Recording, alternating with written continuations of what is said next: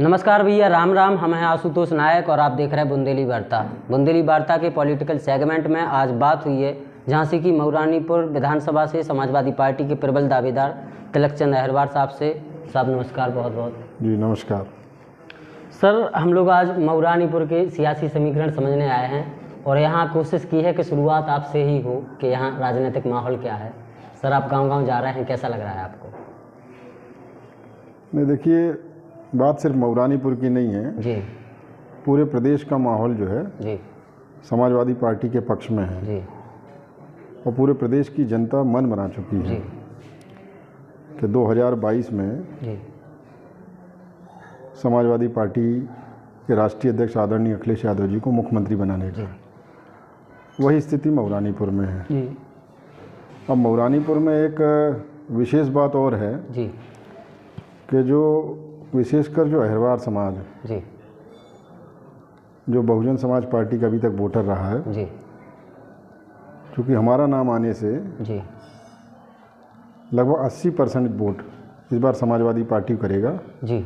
बुंदेलखंड में भी अहिरवार समाज जो बहुजन समाज पार्टी का आधार वोट है, दोहरे वोट है, जाटव वोट है, वो भी बड़े पैमाने पर वोट कर रहा है। लेकिन मऊरानीपुर में लगभग 80% जी मन बना चुका है, तो इसका सबसे बड़ा फ़ायदा मऊरानीपुर में समाजवादी पार्टी को मिलेगा। अभी सर आपने अहिरवार वोट बैंक की बात की है। एक चीज़ समझ में आती है, किसी भी गांव में जाओ बुंदेलखंड के अपन, तो हर चौथे घर में ताला पड़ा है। जी। एक ताला उसी घर में है जिस समाज की अपन बात कर रहे हैं। और वो लोग जिनके घर में ताला पड़ा है, कहीं ना कहीं झांसी और ललितपुर स्टेशन के माध्यम से दिल्ली और मुंबई में रोज मेहनत मजदूरी कर रहे हैं, दहाड़ी मजदूरी कर रहे हैं। अपना घर छोड़ के, घर छोड़ दी, ज़मीन छोड़ दी, छोटा बहुत जो भी टुकड़ा था, इस परिस्थिति में है। क्या उन्हें घर आने का किसी सरकार ने मौका नहीं दिया कि हम आपको काम यहीं देंगे? बसपा भी रही है एक लंबे समय तक उत्तर प्रदेश में राजनीति की, और दलितों की मसीहा बन के सामने आए, कई चीज़ें भी रही हैं, तो उनके लिए कभी कुछ नहीं किया गया है। नहीं, आज भी वही स्थिति है। जी जी। असल में क्या है कि इस देश की जो सरकारें नहीं हैं जी, और विशेषकर सेंट्रल की सरकारें नहीं हैं, जी, क्योंकि बड़ा बजट होता है, जी, तो उन्होंने जो मज़दूरों के लिए पॉलिसी बनाई जी, या जो गरीबों के लिए पॉलिसी बनाई, जी, तो वो गरीब विरोधी पॉलिसी बनाई है। जी। गरीबों की चर्चा करते रहे, घोषणाएं करते रहे, हाँ। लेकिन उनके पक्ष में पॉलिसी नहीं बनी और न पक्ष में काम हुआ। जी, ये जो माइग्रेशन है, ये प्रॉस्परस माइग्रेशन नहीं है, जी, ये डिस्ट्रेस माइग्रेशन है। कोई आदमी अपना घर छोड़कर, अपनी बीवी बच्चे छोड़कर, अपना वतन छोड़कर दूसरी जगह मजदूरी करने नहीं जाता है। लेकिन अगर सरकारों ने उन्हें अपने ही क्षेत्र में, अपने गांव में या गांव के आसपास उनकी ऐसी व्यवस्था कर दी होती, तो मुझे नहीं लगता वो कभी यहाँ से छोड़कर जाते। सही बात है। तो उसके लिए हम काम करेंगे।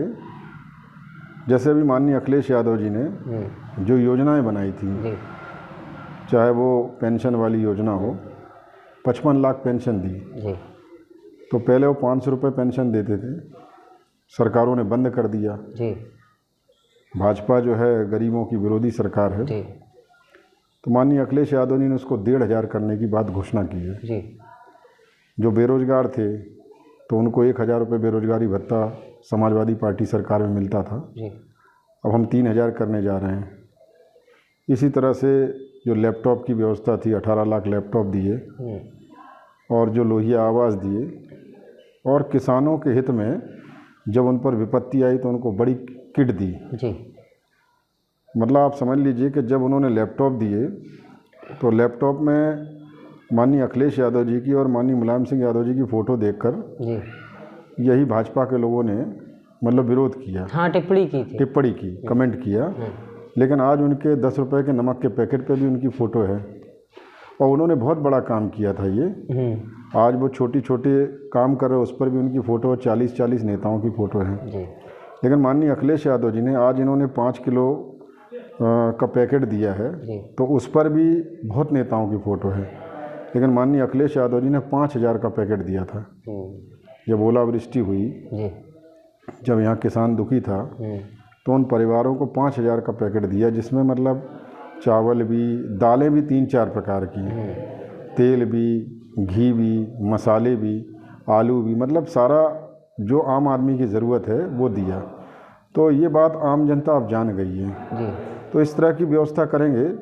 बाकी ये है कि माननीय अखिलेश यादव जी ने 10 लाख लोगों को जी। एक बार में रोज़गार देने की बात की, और वो उन्होंने कोई गलत बात नहीं की, वो सही बात की है, क्योंकि 34 लाख जगह उत्तर प्रदेश में भी खाली हैं। अच्छा। और लगभग 13 बार जो है पेपर हुए और 13 बार लीक हुए पेपर। जी। तो सरकार की मंशा नहीं है कि छात्रों को रोज़गार दिया जाए, माननीय अखिलेश यादव जी की मंशा है, इसीलिए बेरोजगारी भत्ता दिया उन्होंने कि हम जितना रोज़गार दे सकते उसके बाद बेरोजगारों को भत्ता दें। तो लगभग 34 लाख जगह अभी इस वक्त खाली हैं उत्तर प्रदेश में अकेले। तो इसलिए वो सारी जगह भरी जाएंगी, और उसकी शुरुआत में माननीय अखिलेश यादव जी पहली बार में 10 लाख लोगों को रोज़गार देंगे। तो इस तरह से कुछ पलायन रुकेगा। हाँ, नौकरी मिलेगी तो तो कुछ लोगों को पलायन बाहर जाना रुकेगा, कुछ रुकेगा। क्योंकि माइग्रेशन तो डिस्ट्रेस है उनका, जी। प्रॉस्परस नहीं है, खुशी से नहीं जा रहा है आदमी, दुखी होकर जा रहा है। मजबूरी में जाना पड़ रहा है। भाई हम भी अपना घर छोड़कर जाना नहीं चाहते, अपने बीवी बच्चे छोड़कर कोई नहीं जाना चाहता है। तो इसलिए माननीय अखिलेश यादव जी उस दिशा में काम कर रहे हैं। और आज तो उत्तर प्रदेश का बजट जो है 1 साल का 5.5 लाख करोड़ का बजट है। अच्छा। छोटा छोटा बजट नहीं है। और केंद्र का बजट 25.5 लाख करोड़ का बजट है। उसके बाद केंद्र की सरकार रोजगार मुहैया नहीं करा रही है, और ना उत्तर प्रदेश की सरकार रोजगार। तो सर, बजट का पैसा जा कहाँ रहा है? इतनी बड़ी रकम 5.5 लाख करोड़ और 25.5 लाख करोड़, बजट का पैसा जाता कहाँ है सर? बड़े बड़े उद्योगपतियों के घरों में जा रहा है जी। भाई, जैसे 6,500 करोड़ का कर्जा जी अडानी पे था, और 6,500 करोड़ का कर्जे की वसूली नहीं की, तो 6,500 करोड़ का और लोन दे दिया। अच्छा। हाँ। और किसान यहाँ 1.5 लाख का किसान हो तो जमीन पे आत्महत्या है, वो आत्महत्या कर रहा है, किसान आत्महत्या कर रहा है, उसका लोन और उसका कर्जा कितना होता है? 50,000, 1 लाख, 1 लाख, 1.5 लाख, 2 लाख, बस इससे ज़्यादा होता नहीं है। और उनका 6,500 करोड़ का लोन की वसूली नहीं की गई, और 6,500 करोड़ और दे दिया। वो भी ऑस्ट्रेलिया में जो खदानें थी उसके लिए दे दिया गया। ऑस्ट्रेलिया में काम चलेगा, भारत सरकार लोन देगी, क्योंकि ऑस्ट्रेलिया ने पूरी इनकी जानकारी ली अडानी की, कि बोले ये तो जो है कर्जदार आदमी है, तो वहाँ की कंपनियों ने इनको, वहाँ की बैंकों ने पैसा नहीं दिया, तो भारत सरकार ने पैसा दिया। तो मतलब आप जो है गरीब आदमी को उसका छोटा सा लोन माफ़ नहीं करते हैं, और बड़े लोगों को इतना माफ़ कर रहे हैं। 12 लाख करोड़ का कर्ज माफ़ किया गया जी। 12 लाख करोड़ बहुत होते हैं, बहुत ज़्यादा होते हैं, बहुत ज़्यादा होते हैं। मैं तो ये कहता हूँ कि प्रधानमंत्री जी सिर्फ उद्योगपतियों के लिए काम कर रहा है जी, और प्रधानमंत्री जी को गरीबों से और गरीबों के स्वास्थ्य से, शिक्षा से कोई लेना देना नहीं है। सर, जब ये भाषणों में बातें होती हैं कि किसानों की दुगनी आय कर देंगे, फिर चुनाव ऐन वक्त पर आता है तो कहते हैं किसानों की दुगनी आय कर दी है, ये दुगनी आय दिखाई क्यों नहीं दे रही है? मैं भी कहीं ना कहीं किसान का ही बेटा हूँ, तो ये दुगनी आय दिखाती क्यों नहीं है? शायद किसी को नहीं दिखती होगी। नहीं, देखिए, दुगनी आय की होती तो किसान भी कहता, हम लोग सब मानते। उनकी आय तो दुगनी नहीं कि उनकी कमर जरूर तोड़ने का काम किया है।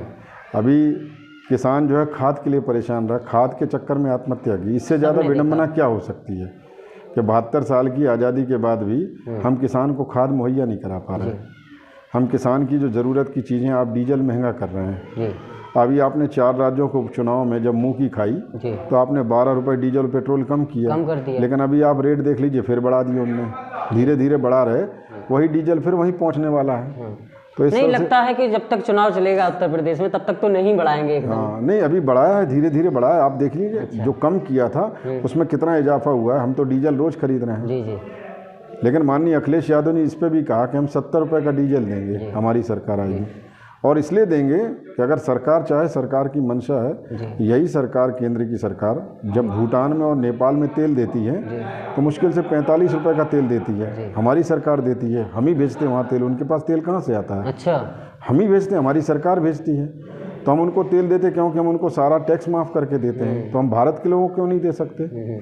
आप अमीरों का जो कर्ज है वो माफ़ कर रहे हैं, आप उनको NPA में डाल रहे हैं, बट्टे खाते में डाल रहे हैं, और गरीबों के लिए आप कोई काम नहीं कर रहे। आप किसान को कम से कम डीजल सस्ता कर दें, उनको खाद टाइम पर दे दें, उनको DAP टाइम पर दे दें, तो किसान उठकर खड़ा हो जाएगा।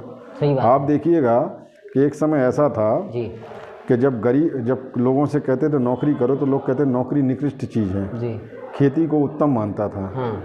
और नहीं, नौकरी नहीं करता था पहले का आदमी। नौकरी यानी सुना है बुजुर्गों से कि नौकरी वाले पकड़ पकड़ के ले जाते थे। वो करते नहीं थे, वो भाग आते थे, हमारी जमीन हम खुद मालिक हैं, हम अपना काम करेंगे। हाँ, तो नौकरी को वो निकृष्ट मानता था और खेती को उत्तम मानता था। और आप देखिएगा कि सन 60 से पहले जो कर्मचारी थे जी तो उनको जो पेमेंट मिलती थी जी तो वो 250 रुपये या 200 रुपये मिलती, लेकिन उस समय किसान का गेहूं जो है 400 रुपये में जाता था। लेकिन आज किसान का गेहूं जो है 1925 रुपये सरकार ने रेट रखे हैं, जी लेकिन लोगों की तनख्वाह जो 80,000, 1 लाख, 1.5 लाख, 2 लाख हो गई है। जी बिल्कुल। तो बड़े बड़े अर्थशास्त्रियों से जब बात होती है तो वो ये कहते हैं किसान का गेहूं एक क्विंटल गेहूं 8,000 का होना चाहिए था। जिस तरह एक से क्विंटल गेहूं की कीमत 8,000 रुपये होनी चाहिए थी।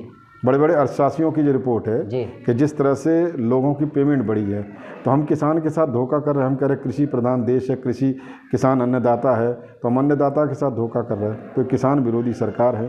जी तो इसलिए आज पूरे प्रदेश में जी लोग जान गए हैं और पूरे प्रदेश में माहौल है समाजवादी पार्टी के पक्ष में। इसलिए हम लोग, हमारे नेता ने, राष्ट्रीय अध्यक्ष जी ने तो कहा है कि हम 350 प्लस, लेकिन मुझे लगता है कि दोबारा उन्होंने कहा 400 सीटें भी आ सकती हैं। तो इसमें कोई अतिशयोक्ति नहीं है। जिस तरह का माहौल है इसमें कोई अतिशयोक्ति नहीं, कोई 400 सीटों में यस, केवल 3 सीटें छोड़ेंगे। हाँ हमें लगता है 3 राजनीतिक दलों को 3 सीटें छोड़ेंगे। केजरीवाल जी ने भी 3 ही सीटें तो छोड़ी 3 के लिए, हाँ तो हम भी 3 छोड़ देंगे।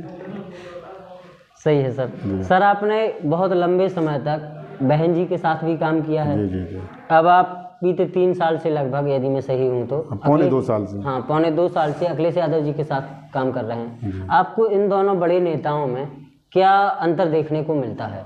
क्या विचारधारा में अंतर है, क्या सोच में, क्या मेंटलिटी में अंतर है इन दोनों की? नहीं देखिए, लोहिया जी कहते थे जी कि अगर संसद आवारा हो जाए तो सड़कें सूनी नहीं होना चाहिए, जी और डेमोक्रेसी यही कहती है। जी। बाबा साहब अम्बेडकर भी यही बात कहते थे कि जब राजा बेलगाम हो जाए तो हमें सड़कों पे होना चाहिए। तो माननीय अखिलेश यादव जी सड़कों पे, बहन जी सड़कों पे नहीं है, ये बहुत बड़ा फ़र्क है। तो इसलिए माननीय अखिलेश यादव जी के साथ हम लोग हैं। और चूँकि जो संघर्ष बहुजन समाज पार्टी ने किया जी माननीय कांशीराम जी के नेतृत्व में, जी हम लोग बहुत सारे लड़के जी जो उसमें पढ़ रहे थे वो होशियार थे। मैं तो बम्बई का पढ़ा लिखा लड़का हूँ, मेरी बेसिक एजुकेशन, मेरा जन्म बॉम्बे का है जी और मैं फर्स्ट क्लास का स्टूडेंट रहा हूँ। जी तो हम लोग सब नौकरी के फिराक में थे कि नौकरी लेंगे, लेकिन जब कांशीराम जी का आंदोलन देखा तो हम लोग उस आंदोलन में 20 साल की उम्र से जुट गए। 1987 में हम बहुजन समाज पार्टी में आ गए थे। 1987? यस, 80 के दशक में। हाँ बिल्कुल, 20 साल की उम्र थी उस समय हमारी। हमें 32 साल बहुजन समाज पार्टी में हमने काम किया जी। और बिहार जैसा स्टेट 8.5 साल हमने बिहार देखा, दिल्ली 2.5 साल देखा हमने, झारखंड 6 महीना देखा, उज्जैन है, बनारस है, आजमगढ़ मंडल है, कानपुर मंडल है, जहाँ बहन जी ने भेजा वहाँ हमने काम किया। तो हम लोगों ने कांशीराम जी से प्रभावित होकर हम लोग आंदोलन से जुड़े। उस समय संघर्ष होता था, DS4 नाम का एक संगठन था, संघर्ष चलता था, वो सारा संघर्ष बंद हो गया। अच्छा। और कहीं ना कहीं हमें ये भी लगता है कि कहीं ना कहीं बीजेपी से भी मैनेजमेंट है बहन जी का, क्योंकि जिस तरह का उनका जो लैंग्वेज है कि आप जो है चाहे बीजेपी को वोट देना पड़े लेकिन सपा को नहीं देना है जी। तो जो एक पार्टी जो संविधान की रक्षा के लिए संघर्ष कर रही है, जो संविधान को भाजपा ख़त्म करना चाहती है, और समाजवादी पार्टी के नेता संविधान की रक्षा के लिए विजय यात्रा निकाल रहे, जगह जगह बाबा साहब अम्बेडकर की बात कर रहे हैं, उनके सपने को पूरा करने की बात कर रहे हैं, संविधान को बचाने की बात कर रहे हैं, और ऐसे में आप जो है समाजवादी पार्टी को वोट ना दें लेकिन भाजपा को दे दें, ऐसा स्टेटमेंट आप दे रही हैं, तो इसका मतलब कहाँ है लड़ाई, कहाँ संघर्ष बचा है? सही बात है सर। भाई जो संविधान विरोधी है, जो किसान विरोधी हैं, जो गरीब विरोधी है, जो आम आदमी विरोधी, व्यापारी विरोधी है, छात्रों के विरोधी है, ऐसे लोगों को सपोर्ट करने की आप बात कर रही हैं, तो इसका मतलब कहीं ना कहीं आप भी उद्योगपतियों के साथ खड़ी हो। सही बात है, आप कहीं ना कहीं मिले हुए हैं ऐसा लगता है। बिल्कुल सर, एक चीज़ और देखने को मिलती है, हाल ही में कल एक टिकट हुआ है बबीना सीट से, अधिकृत घोषणा हुई है। इसके पहले जो बसपा में आपके साथ सेवाएं दी हैं कृष्णपाल राजपूत जी ने, उनको निष्कासन किया गया। एक चर्चा उठ के, हालांकि अभी किसी ने आरोप नहीं लगाया है ऐसा, लेकिन बाज़ारों में चर्चा आ जाती है कि पैसे को लेकर ये सब हुआ है, कोऑर्डिनेटर तक पैसा गया है टिकट होने के लिए, और कहीं ना कहीं पैसे की कमी के कारण एक दूसरे प्रत्याशी का जो प्रबल था, लड़ने वाला था, उसका टिकट काटा गया है, ऐसी चर्चाएं आती हैं। इसको आप कितना सत्य मानते हैं? क्या बसपा में ऐसा होता रहा है? बिल्कुल होता रहा जी, बिल्कुल होता रहा। वहाँ तो क्राइटेरिया जो है कैंडिडेट नहीं है, कैंडिडेट का संघर्ष नहीं है जी, किसकी थैली कितनी मजबूत है, वो किसके बोरे में कितना वजन कितना है, पैसा है, वो क्राइटेरिया है जी। और पार्टी के पतन का एक मुख्य कारण ये भी है। अच्छा। कि वहाँ क्राइटेरिया जो है, पहले क्राइटेरिया ये होता था कि किसको लड़ाना चाहिए, जी। किसका जनाधार है। तो देखिए, जो जनता के बीच में रहेगा वो आपको थैली नहीं दे सकता, जी। और जो जनता के बीच में नहीं रहेगा वो आपको थैली देगा। तो थैली वाला जो है वो जनतंत्र में जीत थोड़ी पाएगा, इसीलिए ग्राफ गिर गया, इसीलिए 19 सीटों पे आ गई। नहीं तो कभी बहुजन समाज पार्टी उत्तर प्रदेश में बहुमत में सरकार होती थी और 206 सीटें जीती थी जी, और 31% वोट पे खड़ी हो गई थी। आज बहुत बुरे हालात हैं, उसके पीछे यही कारण है। यही कारण है जो पैसे ये की भी एक चर्चा मुख्य कारण है, और सारे कारण तो हैं, लेकिन उसमें भी ये मुख्य कारण क्योंकि लंबे समय तक सर मैंने देखा है बहुजन समाज पार्टी करीब 2-3 बार यहाँ यूपी में रही है जी। मेरे देखते हुए भी मायावती जी मुख्यमंत्री रही हैं, दलितों की ही मेन बेस वोट इनका है, जैसा आपने बताया अहिरवार समाज का मेन बेस वोट रहा है इनका, बहुजन समाज पार्टी का। और दूसरी तरफ देखें तो समाजवादी पार्टी ने भी यहाँ राज किया है, तो समाजवादी पार्टी की सरकार में कई जो उनके कार्यकर्ता हैं वो बहुत मजबूत हुए हैं, जो उनका बेस वोट था समाजवादी पार्टी का वो बहुत मजबूत हुए हैं, सब लोग जानते हैं। लेकिन बहुजन समाज की सत्ता में अहिरवार समाज के लोग क्यों ऊपर नहीं उठ पाए, क्यों जहाँ के तहाँ हैं? नहीं, देखिए, पहले तो मैं ये बताऊं कि बेस वोट तो अहिरवार रहा है जी, लेकिन बहुजन समाज पार्टी के साथ हर समाज था जी। मतलब 31% वोट ऐसे नहीं मिला था, क्योंकि चमार बिरादरी का वोट तो 18% है उत्तर प्रदेश में, लेकिन 31% पे जो पार्टी गई है तो कहीं ना कहीं 13-14% वोट अन्य बिरादरियों का ही मिला है। नहीं तो 18 एक लगता है ऐसा 15% तो वो पूरा इकट्ठा ही गया है। बिल्कुल गया। तो मेन वोट उनका पहले सोचना चाहिए था एक हिसाब से, उनकी मजबूती तो करवा देते, कम से कम पलायन तो ना करना पड़ता, घर पे ही व्यवस्था हो जाती खाने पीने की। वो तो नहीं हुआ है, वो तो छलावा ही हुआ है। ये बिल्कुल हुआ है। तो अब बसपा को वोट मिलेगा क्या ये? नहीं, इसीलिए वो शिफ्ट हो रहा है अब जी। कहीं ना कहीं वो उन्हें आशा की किरण अब अखिलेश जी दिख रहे हैं जी। और माननीय अखिलेश यादव जी का जो माननीय बहन जी से गठबंधन हुआ तो उनका जो नेचर रहा गठबंधन धर्म निभाने में, और उसके बाद गठबंधन टूटने के बाद भी माननीय बहन जी के बारे में कभी उन्होंने एक शब्द नहीं कहा। ये सारी बातें अहिरवार समाज को दिख रही हैं और अहिरवार समाज को लग रहा है कि ये हमारी लड़ाई भी लड़ेंगे और संविधान की रक्षा भी करेंगे, हमारे मान सम्मान की रक्षा करेंगे। और इसी कड़ी में इसलिए उन्होंने ये अहिरवार, दोहरे, जाटव, कुरील, संखवार को ये भरोसा हो, इसलिए उन्होंने आज 72 लोगों की जो कमेटी बनाई है उसमें प्रदेश में 3 महासचिव, उसमें मुझे प्रदेश का महासचिव बनाया है। सर बहुत बहुत बधाई आपको। Thank you. पहले सूचना मिल गई थी। जी, तो ये बहुत बड़ी बात है। तो इसलिए वो लेकर चल रहे हैं सबको, और वो हमारे समाज को भी अन्य समाजों के साथ साथ हमारा समाज भी उनको अब आशा की किरण के रूप में देख रहा है। सर मऊरानीपुर की क्या समस्याएं हैं, यहाँ के क्या मुद्दा रहेंगे?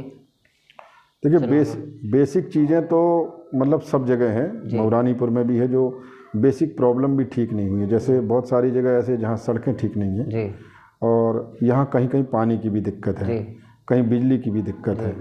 तो जैसे रानीपुर है तो रानीपुर में पानी की भी बहुत दिक्कत है, बिजली की भी दिक्कत है। तो ऐसे बहुत सारे क्षेत्र हैं, अलग अलग तरह की समस्याएं हैं। तो वो समस्या हमारे संज्ञान में है जी। और समाजवादी पार्टी की सरकार बनती है तो मेरी ये कोशिश रहेगी कि पूरे 5 सालों में ऐसी कोई समस्या जो मुख्यमंत्री स्तर तक की है वो यहाँ नहीं रहेंगी, उन सबका निस्तारण करूंगा मैं। सबका निस्तारण? सबका निस्तारण। सर रानीपुर में एक फैक्ट्री हुआ करती थी जिससे हजारों परिवार चलते थे बनकरों के, ऐसा कहा जाता है, मैंने तो नहीं देखी है। कहीं ना कहीं इसमें सत्ता है और बड़े पैमाने पर फैमिली बर्बाद हो गई है इसके बंद होने से। इसको लेकर आप कोई पहल करेंगे क्या? मैं बिल्कुल करूँगा। मैं एक बार रानीपुर में बैठा भी था जी, तो वहाँ तो बहुत बड़ा नुकसान हुआ लोगों का। तो वहाँ उन्होंने कुछ टेक्निकल चीज़ें बताई हैं कि अगर इस तरह का काम यहाँ हो जाए तो मैंने उनसे कहा आप लिख कर दीजिए और जैसी सरकार बनेगी तो आप जो काम चाहते हैं हम पुनः जो है पुनर्जीवित करेंगे उस व्यापार को, क्योंकि रानीपुर टेरिकॉट बहुत फेमस रहा है और उससे पूरा रानीपुर और रानीपुर के आसपास सारा क्षेत्र मजबूत रहा। आज वो सब बेरोजगार हैं और गरीबी और भुखमरी की कगार पे हैं और सरकार अभी उन पर बिजली का बिल इतना थोप रही है कि वो बिजली का बिल दे नहीं पा रहे हैं, बहुत बुरे हालात हैं।